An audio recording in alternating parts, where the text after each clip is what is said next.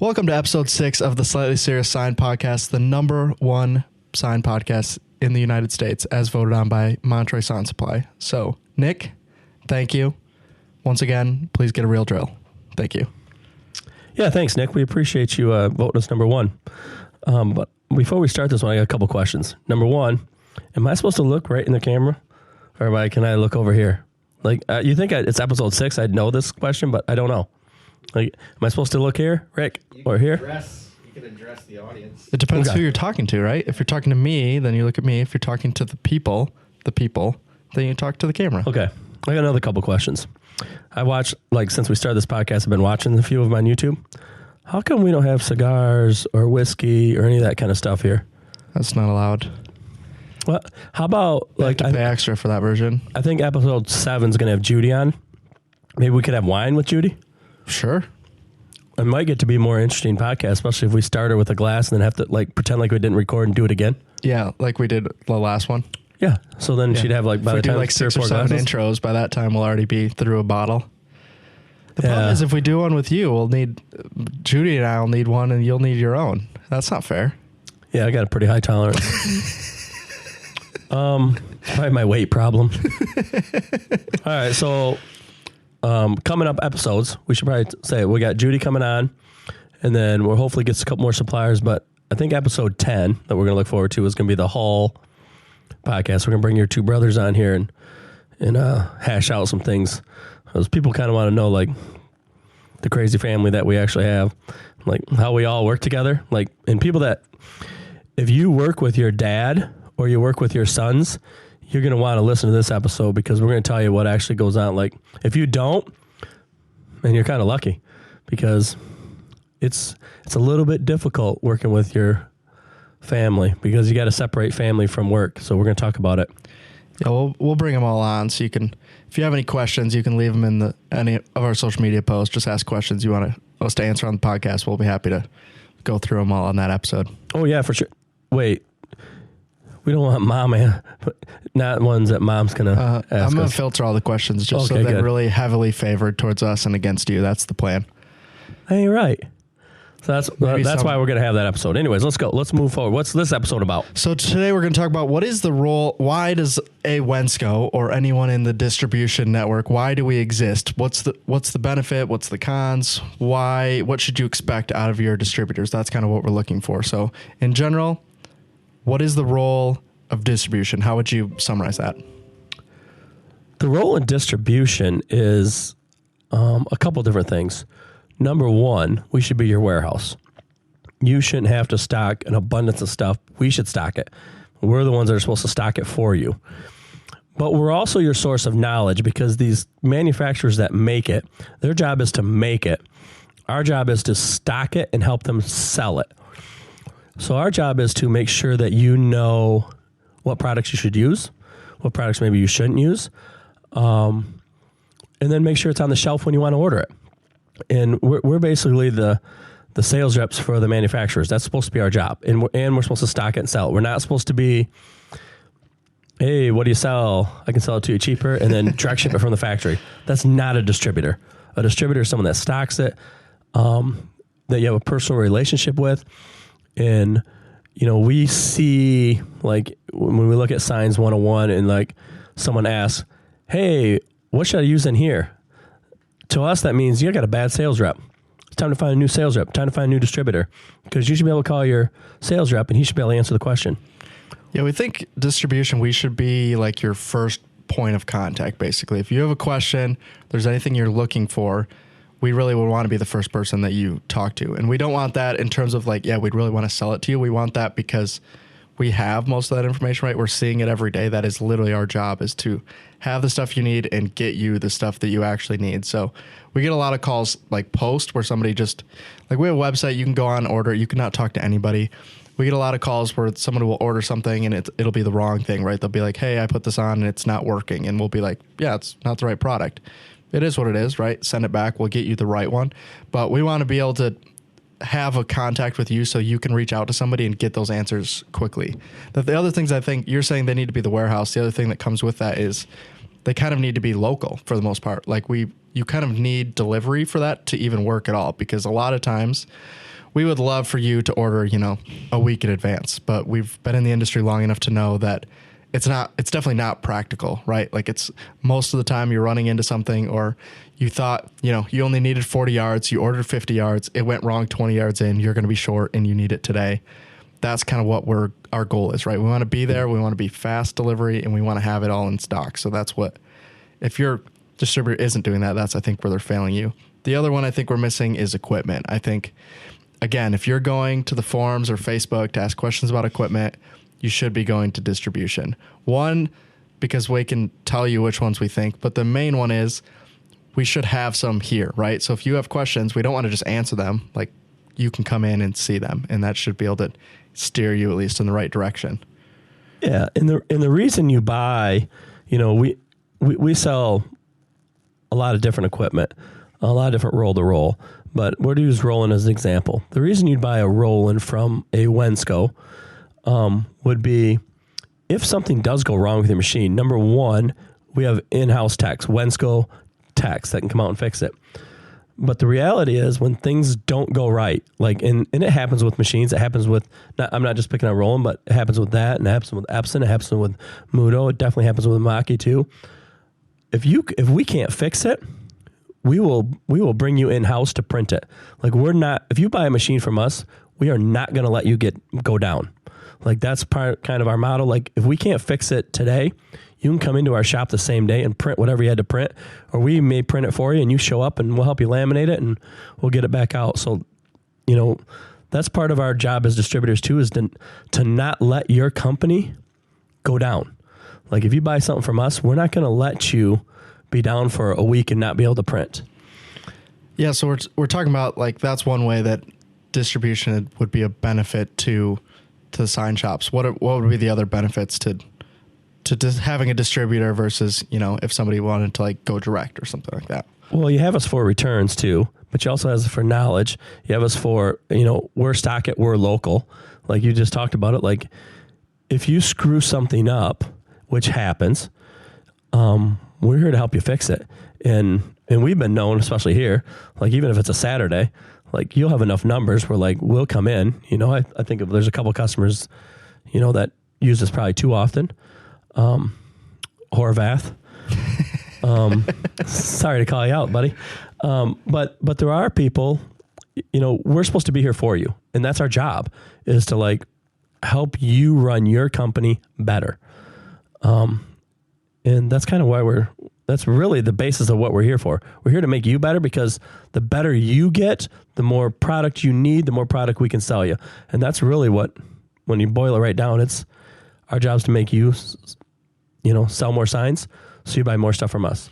That's one of the big benefits, I think, of, like, B2B, is that we want you to grow selfishly, but it benefits you as well, right? If you grow and we did a good job, you will buy more because you'll need to make more. So it's a win-win. So when we're going in and we're, like, attempting to sell you, the reality is a lot of times we can see, like, hey, you have potential to grow here. You're in a good spot.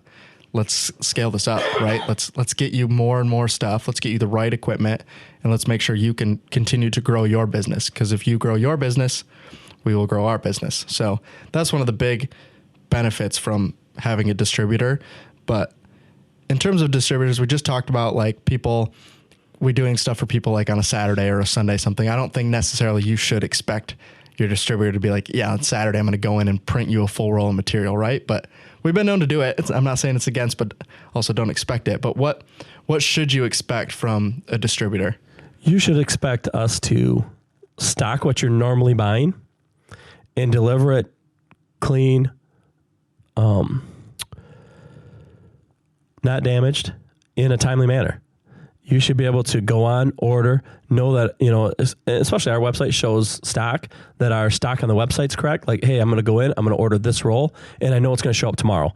That's what you should expect from us. You can expect, like, hey, I've never bought this. Hey, how come you guys don't have it? Well, our inventory is based off usage. Like, it's a little bit human driven, but for the most part, it's computer driven. So as you continually buy something, our computer system just says, hey, need to put this in stock. And so, but you should expect it. If you're always buying, an Avery 950 red, we should have it in stock every time you call an order, and we should deliver it to you tomorrow or pretty close tomorrow, depending on where you're at. But most of ours are daily deliveries. We deliver it tomorrow. That's what you should expect from a distributor, at least a good distributor. And you should expect fair and honest answers. Like if you call and you're looking for something very specific, we should give you the correct answer and not kind of BS you around what we actually sell. And some distributors will, but we're not here. Not like we're more to make sure that you grow and use us long term. We're not in the short. We're not looking for short term sales. We're looking to grow with you long term. Just a quick story on that point exactly. When I was in sales, I had a customer reach out looking for, and it was an Epson S4600. This was like kind of the tail end of COVID, more like. As soon as they asked me, I knew we're not going to get it for you. Like that's just the reality of it. So I go and ask our internal, say like, hey, can we get one of these? And they're like, it's like 6 to 8 weeks out. So I was like, okay. So I go back to them. Hey, we have other options. The one you're wanting is 6 to 8 weeks out. If you can wait that long, great. If not, here's some other options. They call me back like, hey, another supplier said they have it in stock. They're going to get it to me in like 2 days. I say, okay, that's fine. Like I get it. If you need it, that's what you really want to get. It is what it is. I visit that customer 4 or 5 weeks later. I walk in, the printer's not there. I was like, hey, did you end up buying a new printer? I thought you were set on it. And they say, yeah, we bought it. It's still like another 2 weeks out. So 4 to 6 weeks, the original number I gave them. So that's kind of where we want to be in that spot, right? Of saying like, hey, I'm going to give you the honest answer, even if it hurts me, right? Like if you call me and you're a bigger shop and you say, I'll just apologize to Joe in advance for this one. If you tell me you want to be in 20, I'm going to try very hard to upsell you. And it is not because I want to sell you more. It is because I do not think that is a great product for a sign shop. So I will almost always try and push people towards, a VG or an SG, even a 30-inch version. Just saying like, I'm not trying to upsell you in that situation, even though I am. What I'm trying to do is I want to make sure you have the right information, because what we'll see a lot of times is someone will go and buy one without talking to anybody, right? They just see it's a cheap printer, they bring it in, and then they're not happy with the performance of it. So that's kind of where we're at, is sometimes to be the bad guy, to say like, yeah, okay, maybe this product is cheaper, but here's why maybe you don't want to use it. And sometimes they listen, sometimes they don't. Sometimes it works out fine, and sometimes they come back and say, yeah, I probably should have listened to you guys. So that's where I think one of the big things is your sales reps should be knowledgeable, and you should feel comfortable reaching out to them to ask questions. And that's where we are trying very hard to pump that money into our sales rep, into our customer service. So if you call with a question, hopefully they will have a knowledgeable answer for you. Yeah, it's us knowing your business. It's that sales rep knows your business.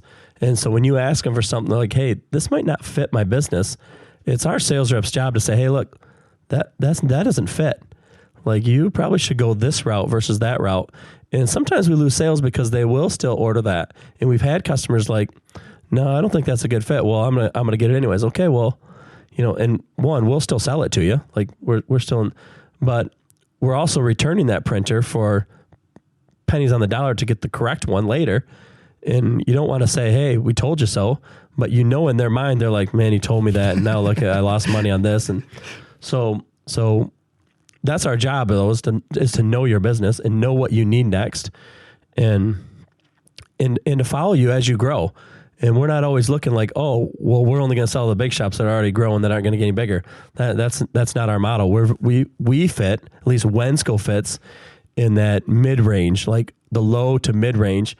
And sometimes we're really crappy with like bigger shops, and sometimes we're good at it, but we're really good in the mid-range shops. Like that's our bread and butter. That's the people that need more knowledge. That's the people that aren't just calling around asking the price and everything, and then this is what I want. It's the people that need the knowledge. That's where we're really good at. And some of those mid shops have grown huge, and some of them are grown. They're getting there. I mean, you can just think about, we put, you know exactly what I'm talking about, but like Cornhole America, we put a VG in his basement in his house. And then 2 years ago, we just put a flatbed in a big facility, basically. So we literally watched him go from literally printing the boards out of his basement to literally owning a flatbed printer, like a very expensive piece of equipment. And that was in not a long time frame, right? We're not talking like 20 years. We're talking very quickly. He went from working out of his house, which is a lot of what we do, right? We sell a lot of houses, and then scaling up. And that's kind of where we, like I said, where we like to be. That's where B2B is the best, right? Is when I sell to a smaller shop and then we scale up with you as you grow. And I think it's the best part of being in the spot that we are. Well, you look at Horvath's example too. We brought him up earlier. We sold him a 24-inch cutter, I think, then a 30-inch cutter and brought it up in his apartment. And then, as he grew, he knew me very well. We have some history together. He's like, what do I need next? And I never really oversold him what he needed. I'm like, okay, well, you need, I would buy, if I'm in your spot, I would buy this machine. And he listened. And then, okay, well, now I'm here. What do I need to buy? Okay, you need to buy this. And him and I always joke about it. But the reality is I never pushed him past where he needed to be. And we just went one machine. And now he has 2 or 3 printers, 2 rollovers. I mean, he has just about everything. I think he has a router. And he's doing very, very well. I mean, granted, he's worked his tail off. You talk about a guy that puts in hours like I do. Like, he puts in some hours. But you go to his building, it says Wensco on the outside of his building. Like, he literally, he understands, hey, we got here together. And we're still with him. Like, he's the guy that called me on Saturday. He's the guy that, and he'll call and, with good, honest, good questions. And, but that's where we're at. That's the kind of people, okay, well, we helped you when you were just buying cut rolls of fluorescent to put on race cars. And now he's doing NASCAR cars. That's the kind of people that we really like. And that's the kind of people we help grow. And we never oversold them. And we're always there for them. And that's the people that grow. We like it. So we're talking about places we've seen go from very small to very large shops. What do you see are the commonalities between those that have succeeded in business or thrived? The commonality is the people that grow understand that their time is valuable. And how are you spending your time? Are you spending your time making signs or doing wraps? Or are you spending your time calling back and forth trying to find the exact product, the cheapest way you can find it? And you'll spend a half a day, to save $20 on a roll of vinyl, where the other guy already put 4 signs together and made thousands of dollars. So we can tell you right away, and to be honest, we walk away from some of these customers that are going to beat you up on the price of a squeegee. That guy's not going to make it. I mean, he's simply not going to make it. He's so worried about his cost. And the reality is, and I'm not saying this so I can upcharge people, when you're so worried about, paying 10 cents a square foot versus 11 cents a square foot, when you're doing a wrap job that you're already going to charge $5,000 for, you need to get your butt working on the wrap, not worried about your 10 or 11 cents. Now, as you get a bigger company, yes, absolutely. You have a procurement guy, but you're not going to get there by doing that when you're small. When you get bigger, okay, now is when the actual cost makes sense. And for the most part, if you look around, we're all really close on price. We're all there's not a huge difference that's really going to make a difference in your business on price. There's stuff that we're cheaper on. There's stuff that other people are cheaper on. And you can shop around, but your time is the most important thing you have. And I think of it in everything I do. Even if you go down to, I have someone that does my lawn. Well, the reality is I'm super busy, and that hour and a half, 2 hours, 3 hours, whatever I'm going to spend a week or 2 weeks on my lawn, that 3 hours can be spent better making money for Wensco than what I'm paying to have that guy do my lawn. So I think it all the way down to that, because, every minute of my days, especially now as we're growing like this, makes sense to me. So time is the real answer. Know that your time is valuable. Yeah, I think there's definitely a benefit to price shopping, right? We're not saying don't price shop. We're saying I wouldn't do it when it's going to eat up a whole day, right? If you're going to hey, we haven't ordered this product in a while, let's just do a quick search, right? All of our competitors also have good websites. Well, some of them have good websites. And so it's easy, right? Quick 1, 2, 3 search. The other thing too, like I said, I think it's important to have a relationship with distribution as well, so that when something like that does happen, right, there might come up a situation where you look something up and it's significantly cheaper somewhere else. I think you should have enough relationship to just be able to ask, be like, hey, this came up. Is there anything you guys can do? I think the people that do that are the people that we've seen succeed. And it's not, hey, I need a better price today, and then next week, hey, I need a better price again. When it comes up, every few months, we're like, hey, this very specific product you guys aren't even close. Can we do something here? That'll come up, and that's understandable. But when it's regular, it gets a little annoying. But on my side of things, the things I've seen, we just talked about it with Horvath, but people oftentimes don't have the right equipment, and the people that are willing to invest in that are often the times I've seen them grow. The best example I always give of this is rollovers. I think people that are willing to put the money into that realize how valuable their time is. I've never seen a rollover installed and gone back and they've been disappointed. Every time they say, I don't know why I didn't buy one sooner. Or in Horvath's situation, I don't know why I didn't buy two sooner, right? Like, they're so valuable. And for what they are, yes, I think we all agree. It seems expensive for what you're getting. You're literally looking at a table that does a few things, but mostly it's a table. But what it does do is save you time, or in some places, just literally replace a person entirely. Like, if you're having trouble hiring, it might be time to look at getting equipment that's going to hopefully make that easier, right? If instead of having 3 people do one 4x8 sign, you can do it as one guy, that's a huge benefit, right? That's giant. And I think that's what we see from people that grow quickly are people that are willing to invest in that versus people that are still trying to buy BN20 and do full-size banners and they're paneling them together. There's a place for that. Everyone's got to start somewhere. We talked about that in like episode 1, but at some point you have to realize, like, I have enough business that I need to invest in myself and not just basically try as hard as I possibly can to get the signs out. Yeah, I agree with that. And to the rollover aspect, when you got a skilled guy that can be putting vinyl on a police car or something, and you have him standing at a table doing flat panel stuff, man, that rollover puts that guy in a police car. That's going to make you money. It goes back to time. Like, how fast can you do a 4x8 flat panel sign with a rollover versus a person? You go back to that whole time aspect, and that's why we see, more and more of them coming in, more and more people doing it. It's one of our, like, if we had a startup sign shop, it's one of the things it's the thing on their list after printer, laminator, rollover. Yeah, if you look through, you probably can find this information online for sure, but if you just look through the fast signs and signoramas and look at what their starting equipment is, a lot of them have that in the list, right? And that seems expensive to start out, right? You're like, do I really need a rollover to start? The reality is, if you start with one, you'll be so happy to have one, versus if you just figure out how to do it without one, you'll kind of just live without it for a while and you'll be fine. But it's a lot getting the right equipment. But we talked about what we've seen people do that succeeded.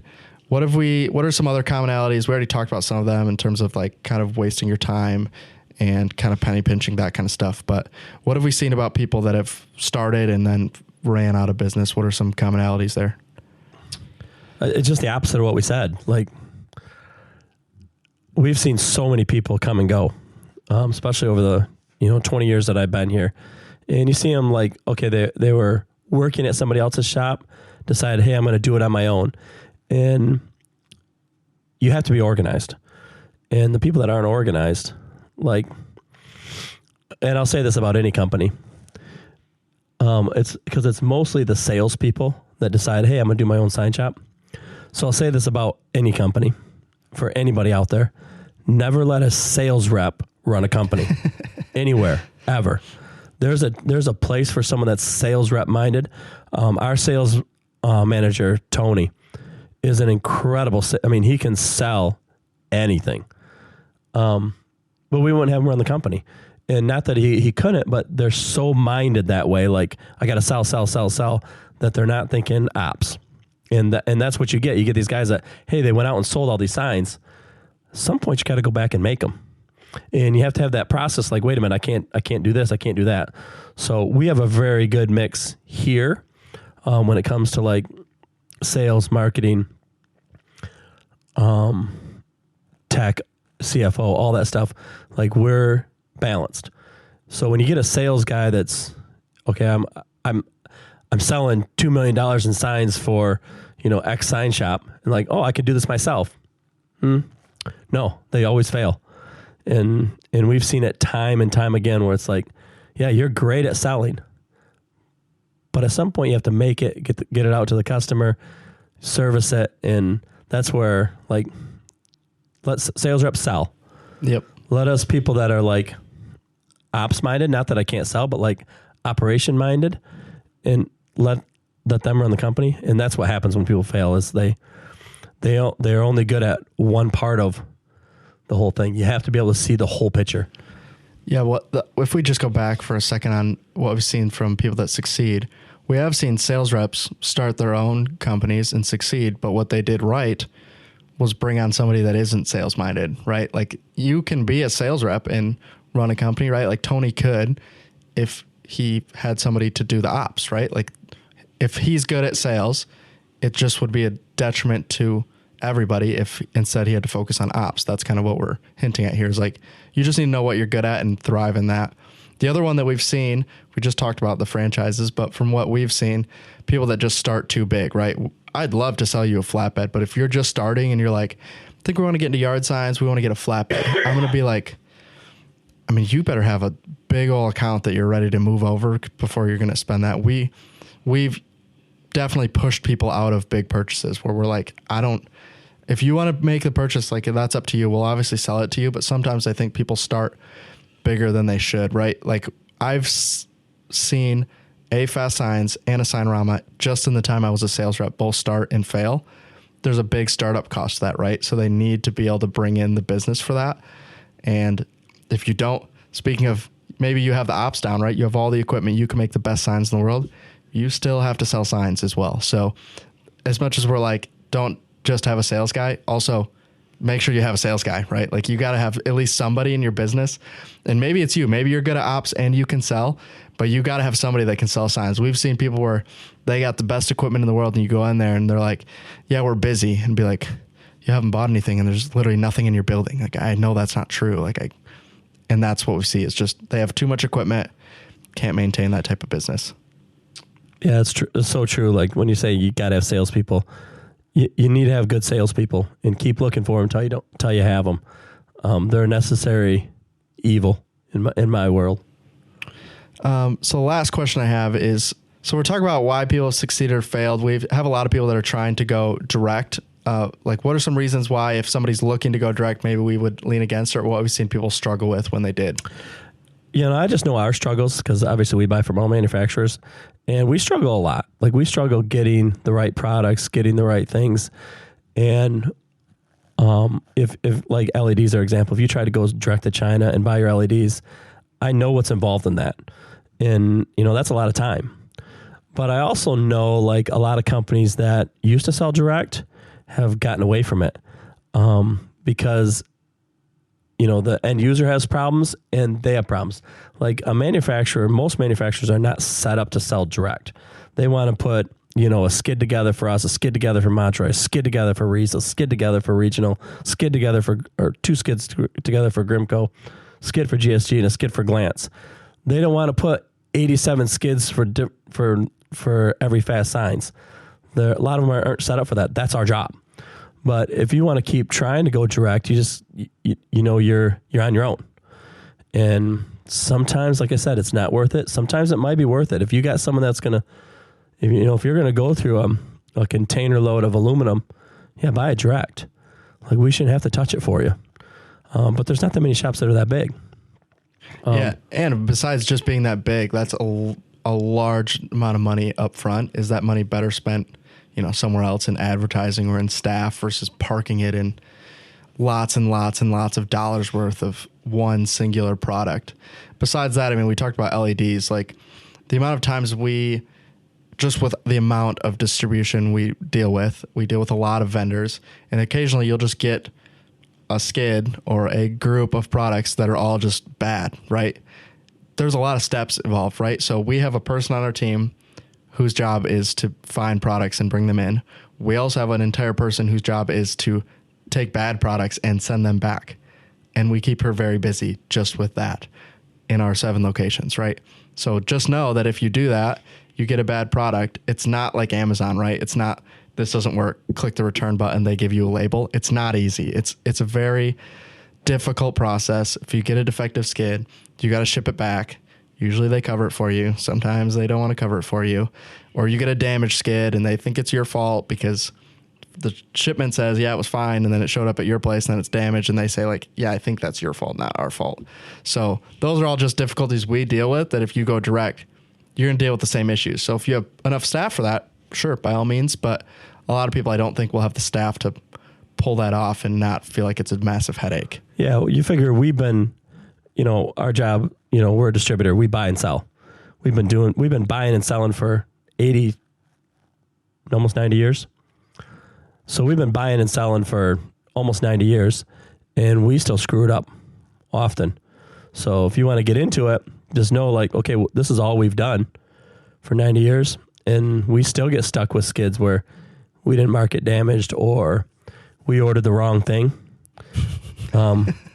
So just be wary. We're not saying, hey, if someone's offering it, don't try it, but I'd be a little bit scared of it. Like, and I know what I'm doing because I've been doing it for 20 years. Company's been doing it for 90, and I would still, like, if I jumped out on my own and had a sign shop, I'd be like, I think I just buy from distribution. Yeah, I think we're in the same boat. But so the last question, kind of to wrap us up here. So obviously, we think we do a pretty decent job at this. But if somebody is, well, if they're ordering from us too, I guess, what do you think are the signs they should look for that maybe it's time to look for a new distributor? What would be the symptoms like, hey, I don't think they're doing quite as what they should be doing, at least? Well, if you're buying from a company that starts with G, definitely should look if that covers Grimco, GSG, and Glance. No, for real. When it's time to look for a new distributor is when they're not helping you. Like, our job is to bring value. When we're no longer bringing value, it's time to look for a different distributor. And even if that's us, if we're not bringing you value to your company, it's time to get a new distributor. And it doesn't matter if it's us or anybody else. That's our job, is to help you grow your company in multiple ways, but we need to bring value. Because the reality is if our business becomes a transactional business where it's just like, well, I always buy this and I don't need your guys' help at all, that's when we're going to struggle, because that's when, someone like Amazon could come in and just take that transactional business. That's what Amazon is, just a transactional business company, right? You know what you want, you go there, you search it, you look at it, you buy it. And we should be offering more value. If we become that transactional business, if sign distribution gets into that, yeah, someone's going to take it over, because there's going to be someone that has way more money than all of us combined that can just simply, hey, I already got the distribution system. I can already put it on the web. I can do all this. So we need to be bringing value. And, that goes for all of us. Even a lot of my competitors out there, let's just make sure we're still bringing value, because, we're all in this world where it's, like Amazon's taken over a lot of it, and even Walmart's taken over a lot of it, where they can just, ship it. So I know that's my biggest concern. I know like that's other distributors in our industry's biggest concern is don't become transactional sales only. Like, bring value. So if we're not bringing you value, find somebody else, because there are distributors that bring value. Yeah, I think if you're a sales rep, or if you don't have a sales rep, I guess that would be a starting point. If you don't have a sales rep, you haven't seen one, first of all, just ask. Sometimes maybe for some reason you never got assigned one and they haven't sent one. But if you say, hey, I haven't seen one in a while, and then you wait and nobody ever comes out to you, that alone I think would be a reason to say like, hey, maybe let's look for another distributor, right? Like, I think it's important for people to have people in the field and customer service reps that you can call into and get the answers. Maybe they don't always have the answer you need, but they have at least the resources to get the answer you need. Sometimes you ask some really crazy questions, right? This is a very complex business. If you're talking about lighting signs, something really weird happens and you call our customer service and ask them, they're probably not going to know the answer, right? But what they are going to have is people that know the answers. So you should be able to call us. We should be able to get you the answers you need. If that is not happening currently, I think you should shop around. That's what I'm saying. That, and we have the context to answer those. I mean, our last episode, we had Tim Randall on. Like if there's a lighting question, that guy knows the answer, and he can't answer, your question from thousands and thousands of sign shops, but he has all these distributors and all these sales reps from the distributors. So he's only got, maybe 100 total sales reps that are calling him, and he's our source. I mean, he's a wealth of knowledge.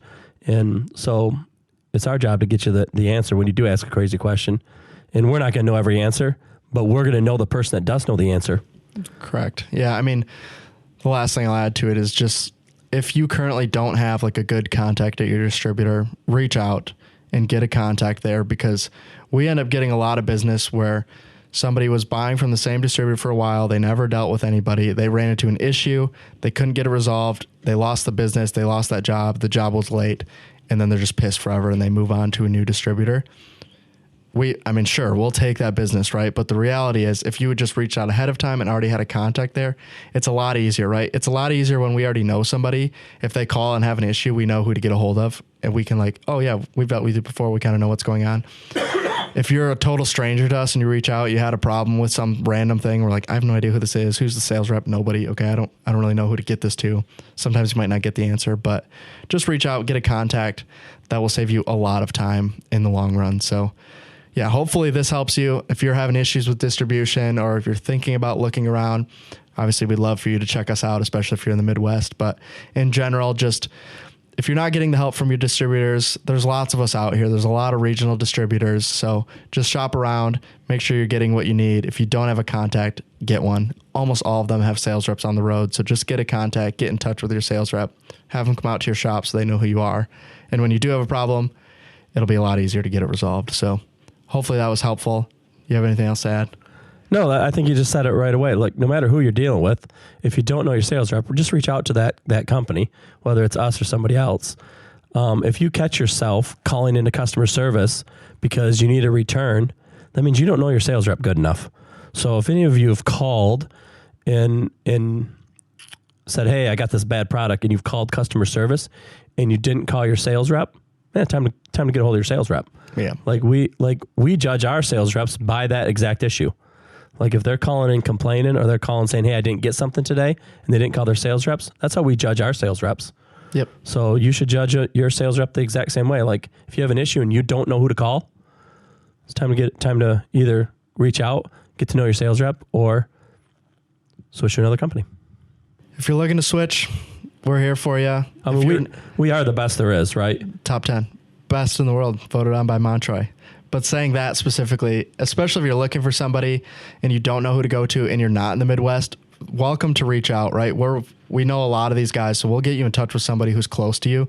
We're not shipping ACM panels across the United States, right? So if you're going to reach out and you're in Arizona or California or Washington State, we're not going to ship it to you, right? So we'll get you in touch with somebody who will. We know a lot of these other companies, so we're not just going to be like, yeah, we'll do it for you. We'll get you in touch with the people you need to and get you a sales rep. So you should be good to go from there. But yeah, we'll get you in touch with the right person in a hurry. Yeah. So one phone call will get you in the right person. So anyways, I think that's the wrap up for what episode we on? Episode 6, I think. 6? No, Rick 7. said 6. 6? Well, episode 6 is now done. Yeah. What do we get, like a month off? Or episode 7. Stay tuned for episode 7. It's wine tasting with Judy. Wine tasting with Judy. Yeah. And we're going to talk about the history of Wensco. Judy's third generation owner. We're going to talk about the whole history of Wensco with Judy.